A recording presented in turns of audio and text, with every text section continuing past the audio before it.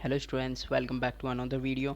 और इस वीडियो में मैं आपको बताने वाला हूँ सभी जो टेंसों के हैं फार्मूलाज के बारे में कि अगर आपको कोई सेंटेंस हिंदी में मिल जाता है, हिंदी का कोई सेंटेंस मिल जाता है और आपको कोई बोलता है कि इसको कन्वर्ट करो इंग्लिश में, तो उसको कन्वर्ट करने के लिए सबसे जो बेसिक ज़रूरत होती है, सबसे पहले अपन ने देख लिया था कि आप पहचान की ज़रूरत कि वो कौन सा टेंस है। अगर वो इंग्लिश का दे देता है तो उसको भी अपन ने हेल्पिंग वर्ब से पहचान लिया था। और तीसरी बात, अगर मान लो अब पहचान तो लिया अपन ने, लेकिन अब बात आती है कन्वर्ट करने की, उसको इंग्लिश में कन्वर्ट करने की। तो उसके लिए मैंने ये थर्ड वीडियो बनाई है जो थर्ड पार्ट है टेंस का। इसमें मैं बेसिकली बताने वाला हूँ कि कौन कौन से फार्मूलाज है जो यूज़ में आते हैं, तो कितने प्रकार के सारे जो सेंटेंस होते हैं, जैसे इफ़ इनफाइन वो जो है इंडेफिनेट उसका, और बाकी सारे देखें, मतलब जो भी आ रहे हैं अपने पास, तो उन सब के देखेंगे अपन कौन कौन से वाक्य होते हैं इंडेफिनेट, कंटिन्यूस, परफेक्ट कंटिन्यूस और परफेक्ट कंटिन्यूस। इनके हर एक के, जैसे इंडेफिनेट है उसके भी 6 पार्ट होते हैं, मतलब 6 क्या बोलते हैं सेंटेंस आते हैं, उसमें 6 प्रकार के सेंटेंस आते हैं। वो होते हैं सिंपल, उसमें कौन कौन से होते हैं, सिंपल आता है, फिर नेगेटिव आता है, फिर इंट्रोगेटिव आता है, फिर इंट्रोगेटिव नेगेटिव आता है, फिर डब्ल्यू एच इंट्रोगेटिव आता है, और डब्ल्यू एच प्लस इंट्रोगेटिव और नेगेटिव भी आता है लास्ट में। तो ये 6 प्रकार के वाक्य होते हैं। सिंपल या नेगेटिव यानी होता है कि नकारात्मक जो वाक्य है कि भाई मैं काम ये नहीं करूँगा। फिर उसके बाद में इंट्रोगेटिव, क्या मैं ये काम करूँगा, यानी क्वेश्चन मार्क, यानी प्रश्नवाचक वाक्य बोले तो अपन हिंदी में। फिर उसके बाद में इंट्रोगेटिव नेगेटिव, इसमें है कि मैं ये काम नहीं करूँगा, प्रश्नवाचक नकारात्मक वाक्य है ना।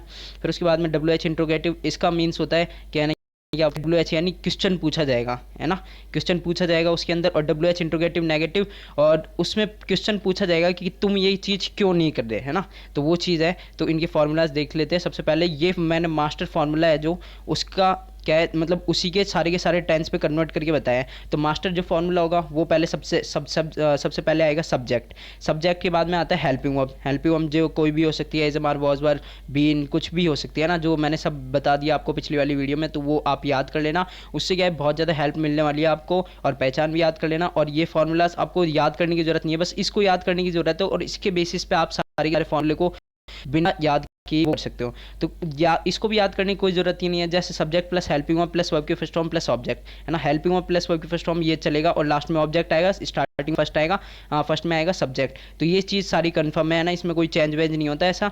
फिर उसके बाद में जैसे सेकंड है नेगेटिव। नेगेटिव में क्या करेगा, हेल्पिंग वर्ब है ना, तो हेल्पिंग वर्ब के जस्ट बाद में अगर हेल्पिंग वर्ब 2 से ज़्यादा होती है, 1 2 ऐसे हेल्पिंग वर्ब होती है, तो जो फर्स्ट वाली हेल्पिंग वर्ब है ना, उसके जस्ट बाद में क्या लगा देंगे अपन, नॉट लगा देंगे, है ना। अगर 2 से 3 ज़्यादा होती है, तो ऐसे 3 है मान लो, 1 2 3, 3 से ज़्यादा 4 है, तो 4 के बाद में क्या लगा देंगे, पहले वाले के बाद में ही लगा देंगे अपन नॉट। तो हेल्पिंग वर्ब के बाद में नॉट लगता है, यही केस होता है कि नॉट नेगेटिव बना लेते हैं। बनने का यही केस होता है कि भाई जो अगर बहुत सारी हेल्पिंग वर्ब होती है, तो जो पहली वाली हेल्पिंग वर्ब होती है उसी के जस्ट बाद में क्या लगाओ, नॉट लगाओ, है ना। सेकंड अपन देखें नेगेटिव होता है नकारात्मक वाक्य। जैसे इसका एग्जाम्पल में देखो, जैसे राम खाना खा रहा है ना, तो राम ईट फूड, है ना, राम खाना खा रहा है, राम इज ईटिंग फूड, है ना, Ram is helping verb, eating verb की फर्स्ट फॉर्म प्लस आईएनजी, और फूड, है ना, राम इज ईटिंग फूड। अब उसके बाद में subject plus helping verb, Ram is not eating food, है ना, राम इज नॉट और ईटिंग फूड, है ना, वो का वही आ गया। तो इसके बाद में कुछ नहीं करना अपन को, हेल्पिंग वर्ब के जस्ट बाद में क्या लगाना है, नॉट लगाना है।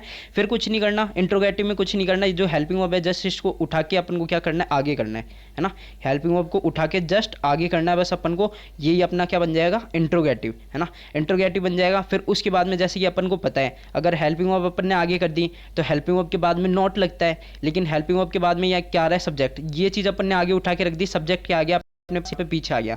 फिर उसके बाद में देखेंगे यहाँ सब्जेक्ट आ गया प्लस वर्ब की फर्स्ट फॉर्म प्लस ऑब्जेक्ट। तो इसका अगर दाम खाना क्यों खा रहा है, इज दाम खाना क्या राम खाना खा रहा है, तो इज दाम ईटिंग फूड, ऐसा होगा इसका सेंटेंस। फिर उसके बाद में देखिए इंट्रोगेटिव नेगेटिव, यानी जो प्रश्नवाचक में कि भी नकारात्मक वाक्य होता है, उसके अंदर कैसे फॉर्मूलाज होते हैं, तो उसके लिए होते हैं जैसे helping verb plus subject plus not plus verb first form plus object. जैसा कि अपन को पता है हेल्पिंग वर्ब है ना, सब्जेक्ट है ये सारे के सारे, तो हेल्पिंग वर्ब के बाद में भी लगा सकते हैं ये नोट, चाहे तो अपन यहाँ पे भी लगा सकते हैं, और चाहे तो अपन सब्जेक्ट के बाद में भी लगा सकते हैं। तो हम जैसे मैं बोल रहा हूँ हेल्पिंग वर्ब के आगे भी, जस्ट हेल्पिंग वर्ब के आगे भी अपन क्या कर सकते हैं, इसको लगा सकते हैं ना, हेल्पिंग वर्ब के आगे भी लगा सकते हैं इस चीज़ को। तो हेल्पिंग वर्ब के जैसे isn't, isn't Ram cooking food, है ना, इजंट राम ईटिंग फूड, कुछ भी हो सकता है। तो इजंट लगता है, फिर वो अपन को है ना, मतलब स्पेस नहीं देना होता उसके बीच में, सीधा लगता है, तो उसके अच्छा कि अपन सब्जेक्ट के बाद में ही लगा दे इसको, है ना। तो वो तो केस था कि है ना हेल्पिंग वर्ब अगर दो से ज़्यादा हो जाती है तो फर्स्ट हेल्पिंग वर्ब के बाद में लगाते हैं। अब ये हेल्पिंग वर्ब अगर मान लो यहाँ पे भी दो से ज़्यादा हो गई है ना, तो ये फर्स्ट वाली तो यहाँ लिख देंगे, फिर सब्जेक्ट प्लस नॉट लगाएंगे, प्लस बाकी जो हेल्पिंग वर्ब बची है वो यहाँ पे लिखेंगे, है ना। तो ऐसा होगा। फिर उसके बाद में डब्ल्यू एच वर्ड वाला देखें कि राम खाना क्यों खा रहे हैं। अब उस चीज़ को देखें तो why is Ram eating food, है ना। तो ऐसे होगा, why is Ram eating food, ये अपना सेंटेंस बनेगा सीधा सीधा। तो W H word plus helping verb वो का वो ये जस्ट जैसे ये वाला था ना इंट्रोगेटिव के आगे बस अपन को क्या करना है, डब्ल्यू एच लगा देना। यहाँ पे डब्ल्यू एच लगा दिया तो अपने पास क्या बनेगा, डब्ल्यू एच प्लस इंट्रोगेटिव के बाद में डब्ल्यू एच लगा दो, है ना। आया समझ में, इंट्रोगेटिव के बाद में डब्ल्यू एच लगाना है। तो डब्ल्यू एच लगा दिया, सीधा बन गया अपने पास। मैंने एग्जाम्पल बता दिया कि दाम इज ईटिंग फूड, है ना। दाम क्यों खाना खा रहा है, तो वाई इज दाम ईटिंग फूड हो जाएगा। फिर उसके बाद में देखिए W H plus interrogative plus negative, है ना। तो ये इंट्रोगेटिव प्लस नेगेटिव अपने पास था, तो इसी के आगे जस्ट अपन को क्या करना है, डब्ल्यू एच वर्ड लगाना है। तो अपने पास क्या बन जाएगा, W H word plus interrogative plus negative, W H word plus interrogative plus negative बन जाएगा। जैसे राम खाना क्यों नहीं खा रहा है, तो why is Ram not eating food, है ना। तो ये हो जाएगा। फिर इसके बाद में अपन चलते हैं दूसरे वाले, इसके बाद में अपन चलते हैं जो असली जो सेंटेंस है जो मैं अभी ऑरली में बोल रहा था, उस चीज़ को मैं दिखाता हूँ सीधा, है ना। फिर मैं उसके बाद में आ गया सीधा एग्जाम्पल्स पे। ये अपन को पता है, ये मास्टर फॉर्मूला ये होता है। फिर उसके बाद में टाइप ऑफ सेंटेंस भी अपन को पता है कितने होते हैं, 6 होते हैं। और 6 में भी कौन से होते हैं, simple negative, interrogative, interrogative negative, W H interrogative negative, है ना। तो ये होते हैं। जैसे हिंदी में मैंने वाक्य बोला, अगर मैं आपको बोलता हूँ कि राम खाना खाता है, तो इसको इंग्लिश में बनाना है। तो अब ये क्या लिया है मैंने, जो सिंपल वो प्रेजेंट वाला इंडेफिनिट का केस था ना, इंडेफिनिट जो फर्स्ट वाला था उसका लिया है मैंने। तो राम ईट्स फूड, वर्ब के first form plus S E S लगता है, आपको पता है ना। सब्जेक्ट प्लस वर्ब के first form plus S E S लगता है। जैसे कि मैंने बताया था पिछली वीडियो में, जो ओनली फर्स्ट वाला होता है उसके अंदर डू या डज नहीं आता, इसमें कहीं डू या डज नहीं है। बाकी जो सारे के सारे होते हैं उनमें आता है डू या डज, जो बाकी 5 बचे होते हैं उनमें डू या डज आता है। नेगेटिव डज और सिंपल वाले में नहीं लगता है। इसी प्रकार पास्ट वाले में भी होता है, तो उसका कभी और देखेंगे अपन। तो राम, जैसे राम खाना खाता है, तो राम ईट्स फूड, राम खाना खाता है ना। तो ये हो गया। अगर मैं बोल देता हूँ मैं खाना खाता हूँ, तो आई इट्स फूड नहीं होगा, फिर ईट्स नहीं आएगा यहाँ पे, फिर ओनली क्या आएगा, ईट आएगा। क्योंकि ये जो एस ई एस लगाना होता है वो अपन को कब लगाएंगे, ओनली तब अपन, ओनली जब लगाएंगे जब वो सिंगुलर का केस होता है। जैसे राम, ही, शी, इट आ गया, ही, शी, इट या राम आता है, तो वहाँ पे अपन क्या लगाएंगे, एस ई एस लगाएंगे, है ना। अब एस ई एस को लगाने का भी एक रूल होता है कि है ना, अगर है ना क्या बोलते हैं, जैसे राम है ना, राम, वो राम के बाद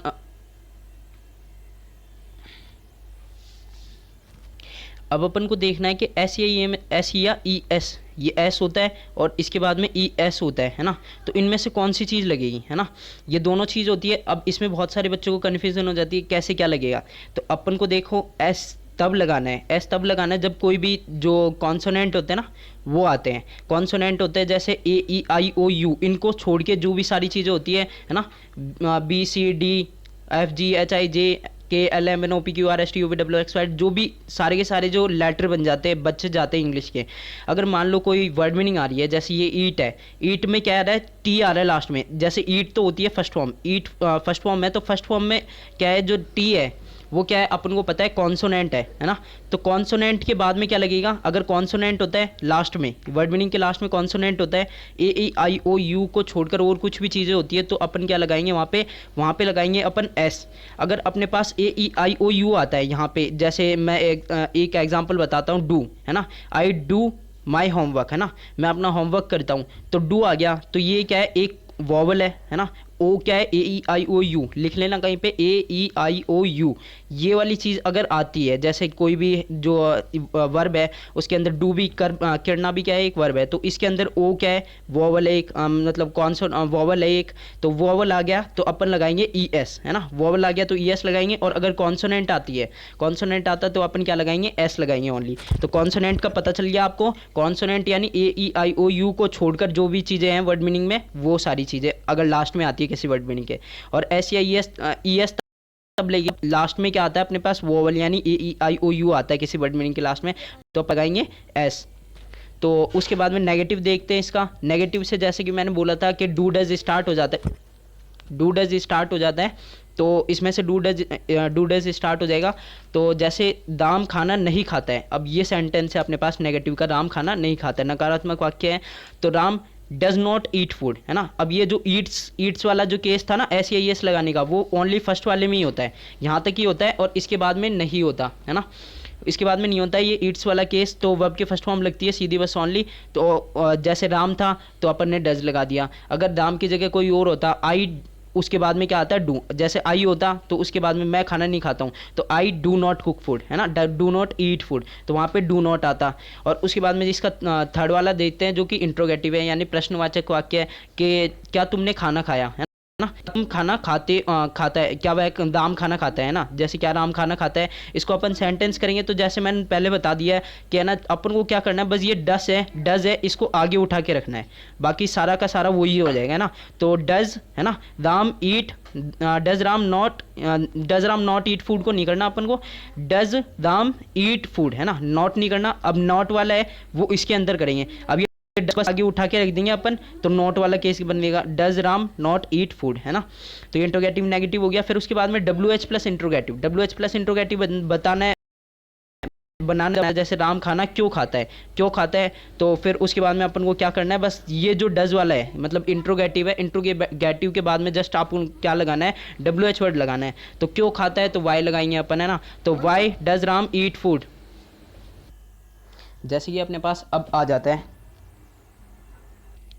अगर मेरे पास आ जाता है कि डब्ल्यू एच प्लस इंट्रोगेटिव आ जाता है कि राम खाना क्यों खाता है राम खाना, तो वाई यानी क्यों खाता है, तो वाई लगा देंगे अपन, वाई लगा देंगे किसके आगे, जब ये वाला जो था ना अपने पास interrogative why does Ram eat food, यही चीज़ देखो वाई, फिर उसके बाद में डज राम ईट फूड, तो वही चीज़ होगी अपने पास। बस ओनली कुछ नहीं करना, जो इंट्रोगेटिव है उसी के सामने क्या लगाना है, डब्ल्यू एच वर्ड, जो भी पूछ रहा है वो कहाँ राम खाना खा रहा है तो ये लगा देंगे। तो उसके बाद में डब्ल्यू एच प्लस नेगेटिव, अब अपन को इसमें कुछ नहीं करना है, वाई किसके आगे लगाना है, डब्ल्यू एच प्लस इंट्रोगेटिव, ये मतलब ये जो था ना इंट्रोगेटिव नेगेटिव, उसके आगे अपन को लगाना है वाई। तो इससे अपना ये वाला सेंटेंस बन जाएगा। और डब्ल्यू एच वर्ड क्या क्या हो सकते हैं, वॉट, वैन, वॉट यानी क्या, वैन यानी कब, वाई यानी कैसे, वेयर यानी कहाँ, हुज यानी किसका, और बहुत सारे होते हैं, हाउ और हु, खूब सारे होते हैं। तो वो चीज़ आप देख लेना, कहीं आपको मिल जाएगी, आपके बुक में भी मिल जाएगी शायद तक आपको। तो ठीक है, इस वीडियो को ख़त्म करते हैं क्योंकि ये बहुत ज़्यादा लंबी वीडियो हो जाएगी। तो अगली वीडियो में बताऊंगा जो टेंस के अनुसार जो फॉर्मूलेज होते हैं वो कैसे होते हैं, कैसे उनमें आते हैं, है ना। तो थैंक यू, धन्यवाद। वीडियो को लाइक कर देना, बस ओनली लाइक का बटन है यार, नीचे दबा दो, और चैनल को सब्सक्राइब कर दो यार, इतना मेहनत कर रहा हूँ।